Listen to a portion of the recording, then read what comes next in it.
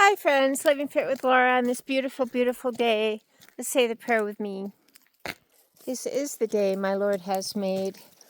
I will rejoice and be glad. I will continue moving forward to those things that lie ahead, putting behind me those things that lie behind. On this beautiful day, I am grateful for the many blessings in my life. I want all of my friends to be grateful and not complain, curse, criticize, and condemn our lives.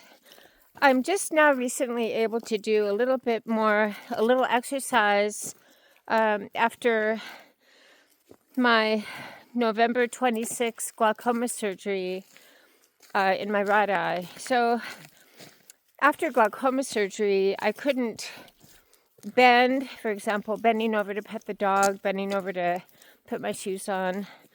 I couldn't lift anything. And my foot, which I had surgically operated on in June, had completely healed by then, and I was so anxious to get out for walking and exercising. I was so anxious to lift weights, but I couldn't. So I realized all the many little things that so many of us take for granted. Let's be grateful for those many things that we are able to do that we take for granted. Now I'm able to start doing a little bit of very mild exercise, and since exercise is my go-to habit for managing depression, managing frustration, managing disappointment, I had to find other ways to deal with depression, disappointment, and anxiety. One thing I decided to do was to stop drinking coffee. Coffee might not be a problem for any of you, but for me, I was noticing that I was becoming more and more anxious, that I was more and more reliant on coffee to wake up, that I was more and more reliant on that fix in the morning, and I didn't like the feeling of having to have my cup of coffee. I didn't like the feeling of the crash that I would have in the afternoon and having to have another cup of coffee. And the two mentors in my life, that's you, Laura Stratton, and Corey Stanbury, do not drink coffee. And Corey, you're ahead of me in birthdays by a few years, and you're beep-bopping all over the country, hiking and staying fit with your beautiful wife, and she doesn't drink coffee really. So I decided, what is coffee really doing for me? So we decide, when we are addicted to something, we decide, what is this addiction really doing for me? What is this addiction to complaining really doing for me? What is this addiction to blaming others for my problems or blaming others for my unhappiness doing for me? What is the addiction to junk food doing for me? It is an excuse.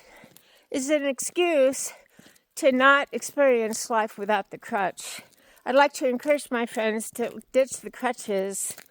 Let's ditch the blame game. Let's ditch the junk food.